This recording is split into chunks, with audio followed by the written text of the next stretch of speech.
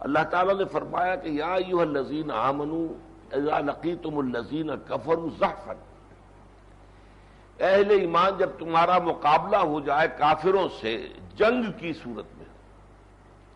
زحف کہتے ہیں باقاعدہ جنگ، آمنے سامنے کی جنگ، ایک گوریلا جنگ ہوتی ہے، چھاپا مار جنگ، اس پر اس کا اطلاق نہیں ہوگا۔ ظاہر بات ہے اس میں تو اصولی یہ بات ہوتی ہے کہ آپ حملہ کریں اور بھاگ جائیں، لیکن یہ ہے کہ اصل جنگ جب ہوتی ہے، جب دو فوجیں آپس میں آمنے سامنے آتی ہیں مقابلے کے لیے جم کر باقاعدہ فوج کشی کی صورت میں، اس کو زحف کہیں گے۔ اذا لقیتم الذین کفروا زحفا،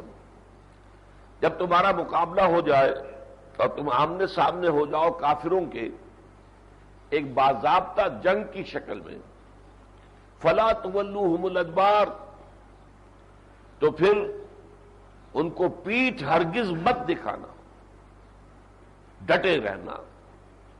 اگر کوئی آئے بھی تو وار سینے پر لو، سامنے لو، پیٹھ پر نہ ہو۔